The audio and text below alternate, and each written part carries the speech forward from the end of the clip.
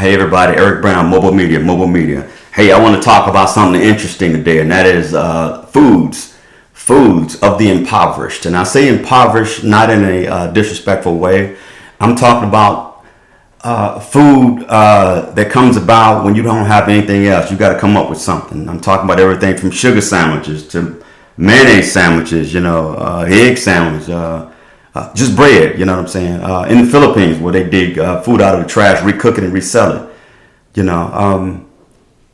Food in impoverished communities is quite interesting. I was a bologna kid. I was raised on bologna and salami and all that good stuff. And yeah, I know how to cut the X in the top so when it bubble over when you boil it, or when you fry it, you know what I'm saying? It'll flatten out on that bread real nice with the crispy edges on it. So yeah. Or they call it the bolo sandwich. Y'all know bolo was a thicker part of bologna. It's a thicker cut of bologna. So yeah, I had my share of a lot of different foods. Not to say that the foods were healthy for us, but it is what we had. It kept us going. So it's not just specific to the U.S., man. There are a lot of countries that find unique ways to sustain themselves through food. I always say the Philippines because my heart's in the Philippines. I obviously, got a lot of dealings with the Philippines. I have a home in the Philippines. Just seeing what they would do with some of the foods was mind blowing. Everything from eggs. They have a thing called balut over there, balut, and it's more of a comfort food. It's basically an egg that's boiled.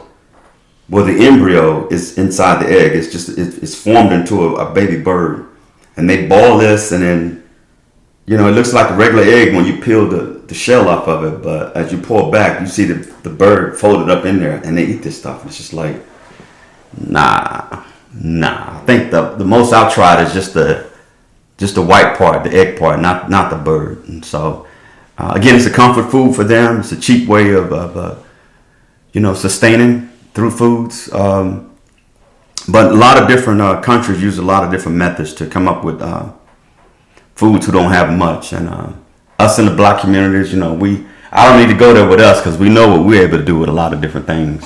We know what we were able to do when Master threw the trash parts of the pig back out to us. We knew what to do with it. You know what I'm saying? Chitlins, ribs, ham hocks.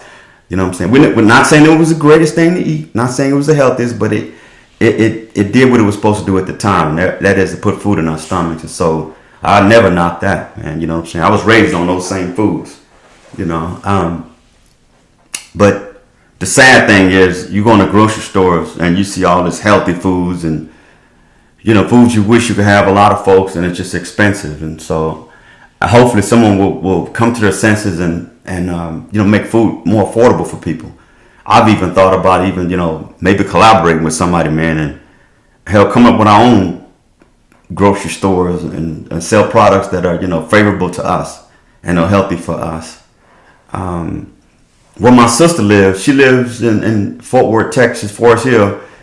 One of the things that always rubbed me so bad about Forest Hill is the fact that they don't have a grocery store in the neighborhood where she lives. The closest grocery store is miles away. It's just ridiculous. And you find this in a lot of black communities with lack of resource, no grocery stores, Area code, zip code 76119 in Fort Worth has the lowest mortality rate of any other city.